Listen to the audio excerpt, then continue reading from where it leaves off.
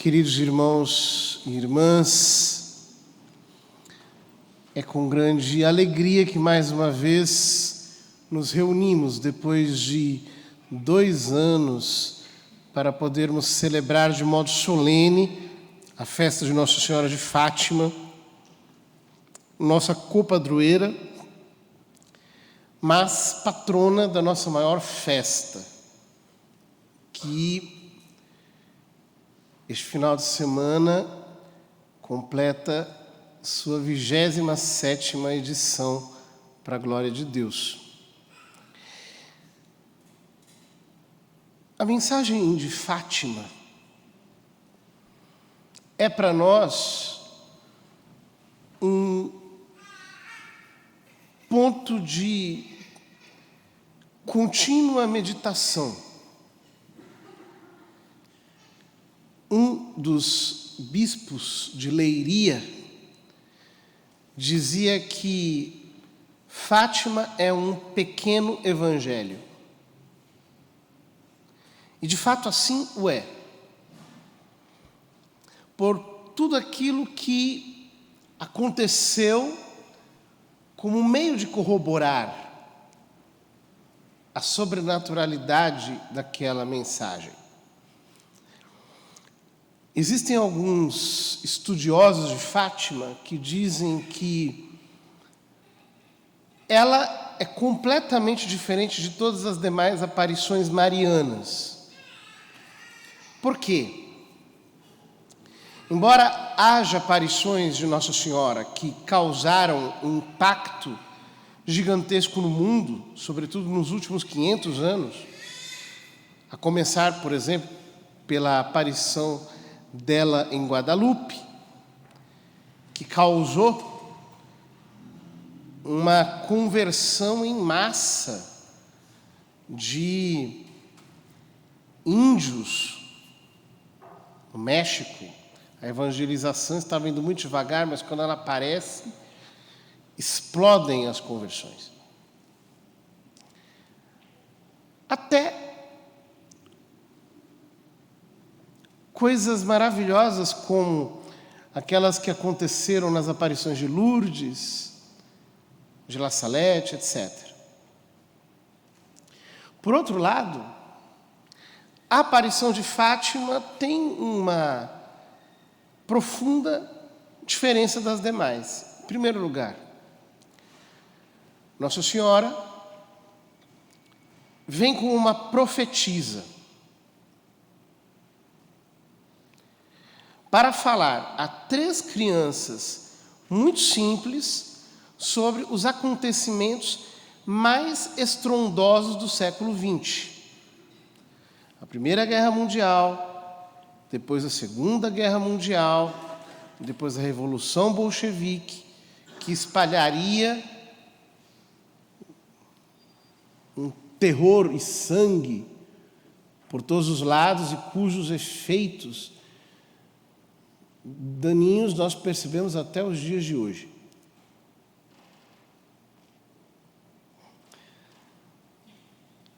Portanto, ela vem como uma espécie de intérprete da história.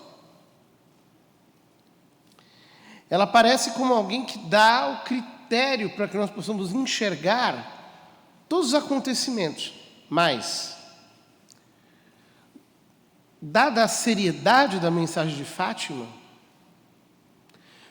o próprio Deus decide assiná-la com um milagre de dimensões estrondosas. Por quê? O milagre do sol é o único milagre que foi anunciado com meses de antecedência, com data e horário marcados, diante de uma multidão de 70 a 100 mil pessoas, dentre os quais estavam muitos ateus e muitos anticlericais, muitos anticatólicos, que tiveram que reconhecer que aquele milagre realmente foi um fato incontestável. O milagre do sol é o maior milagre público de toda a história. Não existem registros de um milagre que tenha acontecido diante de uma multidão tão grande de pessoas, que inclusive foi avistado a distâncias muito grandes. Deus quis realizar esse milagre para confirmar a mensagem. Ou seja, Nossa Senhora fez uma série de profecias, Deus realizou uma série de milagres, porque o milagre do sol foi um deles, mas houve outros. Por exemplo, as chuvas de flores, que as testemunhas das aparições viam, as florinhas caindo, florinhas azuis, e eles tentavam recolher essas florinhas e não conseguiam, porque viam as florinhas caindo, mas eram florinhas espirituais. Todos viam. Choviam aquelas flores, eles não conseguiam pegá-las. Um milagre, uma coisa extraordinária.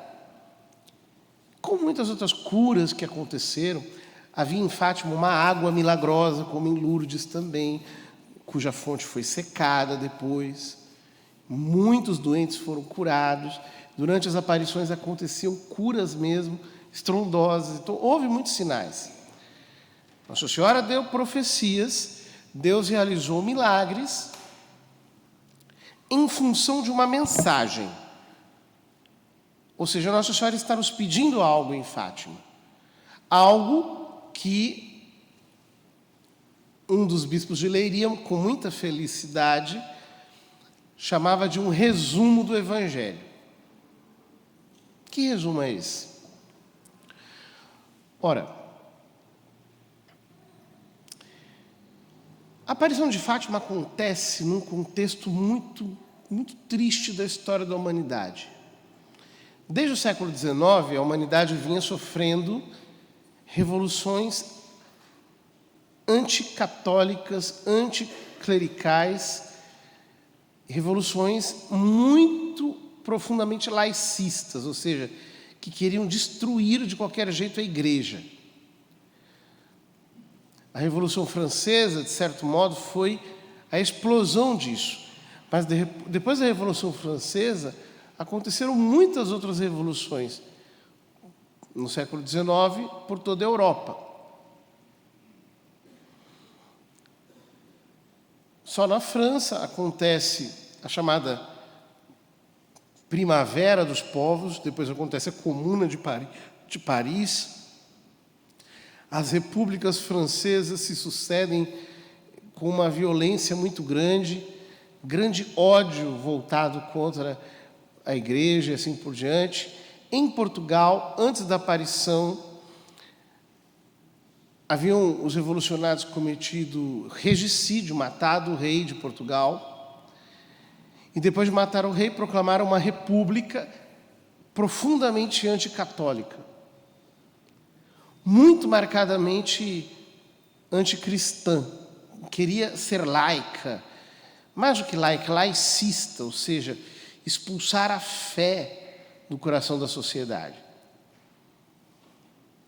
Outras revoluções estavam acontecendo no mundo, mais ou menos com a mesma tonalidade. Havia uma verdadeira aversão a Cristo, ao Evangelho, à fé.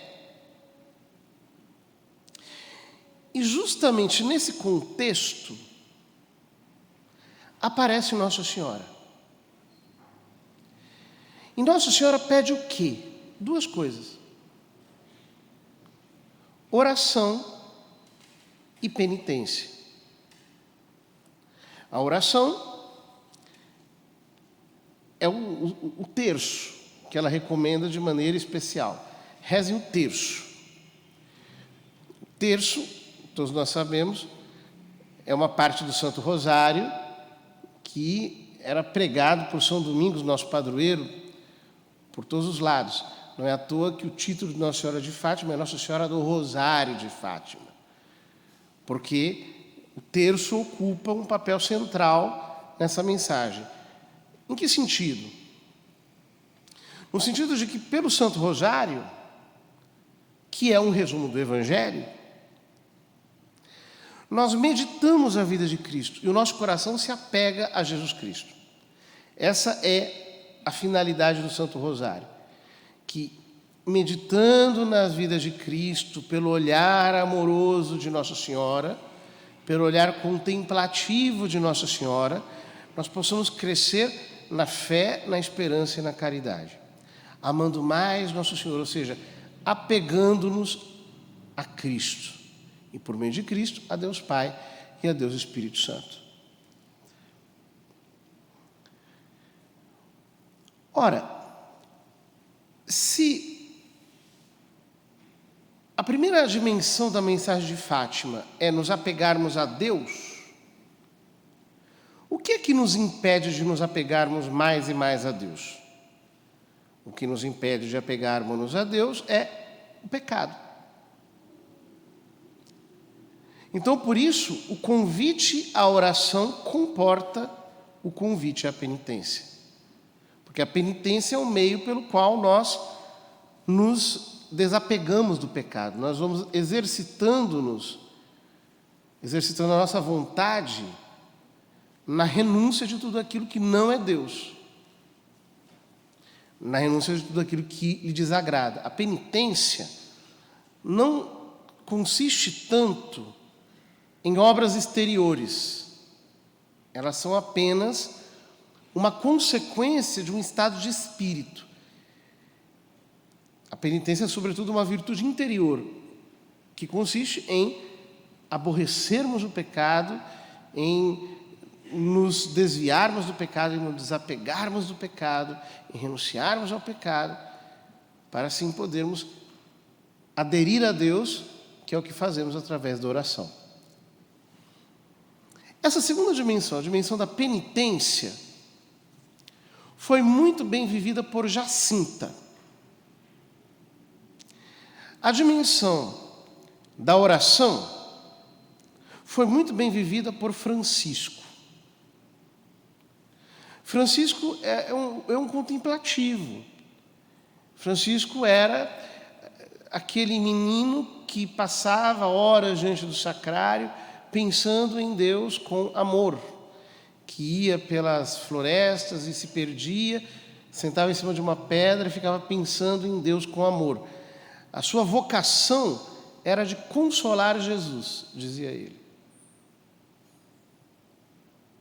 Mergulhado numa oração contemplativa. Já a vocação de Jacinta era uma vocação muito mais voltada à expiação, à penitência. Então ela queria sofrer pelos pecadores, ela queria oferecer a vida dela pelos pecadores. E, de fato, ela colocava pedrinhas no sapato para fazer penitência. Ela procurava todos os meios se cobrir de algum incômodo para fazer penitência. Por quê? O que incomodava o coração de Jacinta era o pecado no mundo. Era que houvesse tantos homens obstinados no pecado. Então ela ficava o tempo todo impregnada nesse desejo de reparar o coração de Cristo para conseguir a conversão dos pecadores, para que os pecadores parem de pecar e, portanto, parem de agravar o coração de Cristo. Como a vocação de Francisco era simplesmente voltada para louvar a Deus, para viver contemplando a face de Cristo, ele foi o primeiro a morrer. Ele se gastou completamente na oração, até que morreu. A vocação de Jacinta era sofrer. Por isso, uma vez Nossa Senhora lhe apareceu, ele disse: queres ir comigo agora ou queres ficar um pouco mais para sofrer pelos pecadores? Ela disse: quero ficar para sofrer com os pecadores, pelos pecadores. Então ela demorou um pouco mais, e sofreu muito.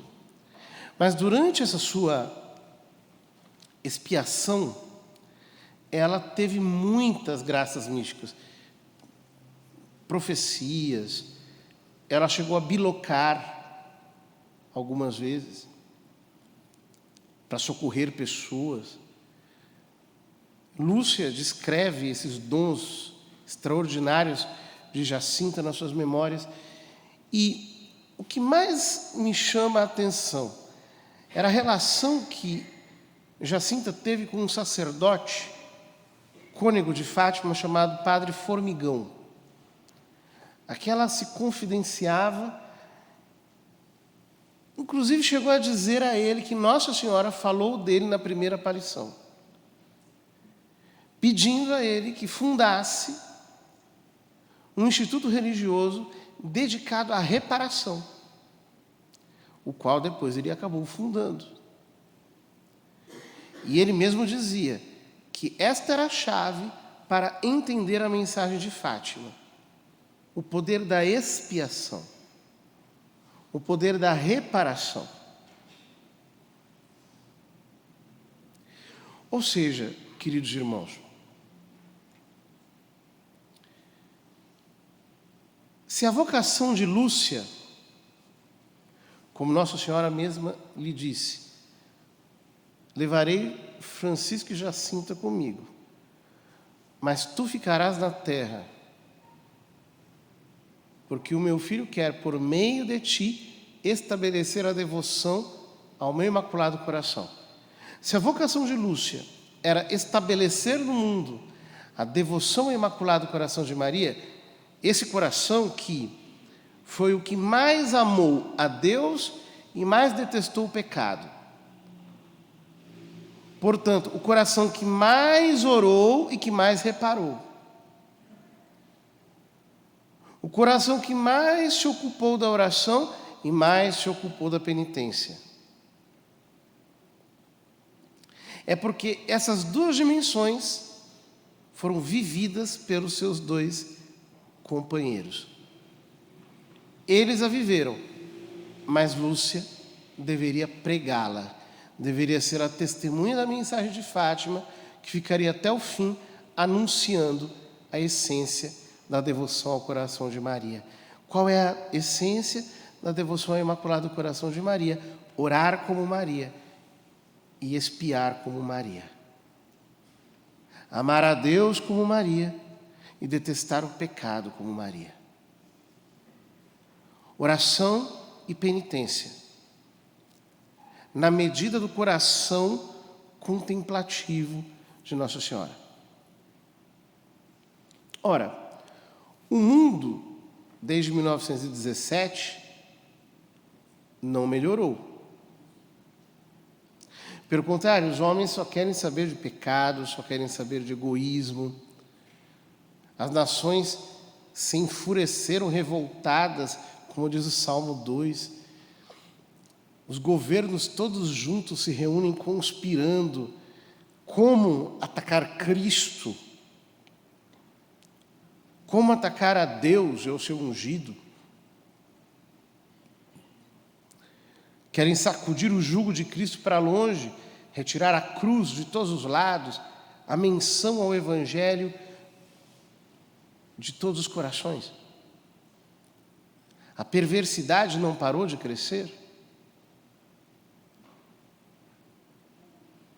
Os homens dos nossos dias estão tão obcecados no pecado que nem uma pandemia como a que nós tivemos foi capaz de tirar da sua alma o desejo de continuarem desfrutando da carne para ofenderem a Deus.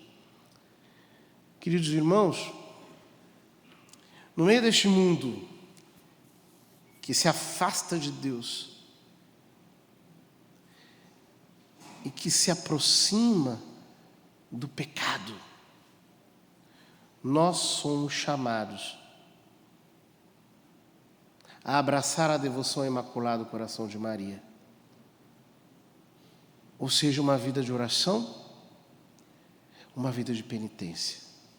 Devemos pensar muitas vezes quanto eu tenho buscado apenas o meu gosto, o meu prazer, a minha satisfação. Nesse mundo ébrio de prazer, ébrio de liberdade. Eu tenho querido ser consagrado a Nossa Senhora. Eu tenho querido ser um filho que obedece em tudo a sua mãe. Eu tenho abraçado a minha cruz. Eu tenho buscado a Deus com todo o fascínio que eu posso.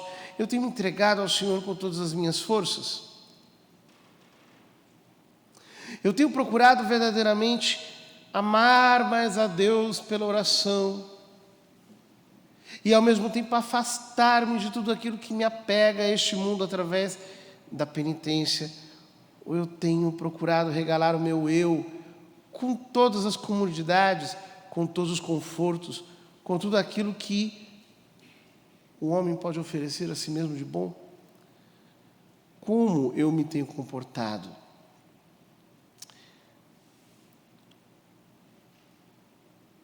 Talvez estejamos enfrentando um momento especialmente escuro, porque muitos que pregam o Evangelho decaíram naquilo que o profeta Isaías denuncia no capítulo 5 da sua profecia.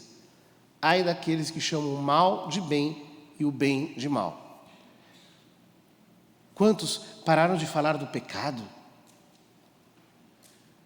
Quantos entraram num caminho de falarem apenas do amor de Deus, da bondade de Deus, da misericórdia de Deus, que sim, são imensos. Nós devemos amar e adorar este amor misericordioso com o qual Deus nos ama, mas não podemos nos esquecer nunca que o pecado é a barreira que se opõe entre nós e o amor amoroso de Cristo. E que só existe uma saída para o pecado. E ela chama-se arrependimento, conversão, penitência. Nossa Senhora em Fátima veio para lembrar à igreja que a solução de todos os problemas do mundo consiste na oração e na penitência. É assim que nós vamos virar o jogo. É assim que todas as coisas serão transformadas. Oração e penitência. É esta fé na oração e na penitência que deve levar o nosso coração nesses momentos tão doloridos da humanidade, em que ainda as palavras da Virgem reverberam com força, nestes dias em que a Rússia avança com a sua ação destruidora,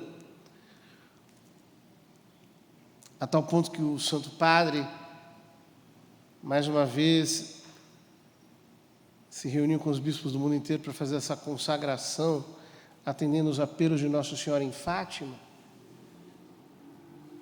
Tudo isso deve ser apenas o símbolo externo de uma convicção interior profunda. Oração e penitência. É por este caminho que nós cristãos devemos passar. E é por ele que nós alcançaremos a paz, que sempre é um dom de Deus. É por ele que alcançaremos a conversão nossa, de nossas famílias, de nossas comunidades e das nações, a fim de que assim o triunfo do Imaculado Coração de Maria possa acontecer como uma intervenção de graça, de misericórdia e de bondade sobre a nossa história.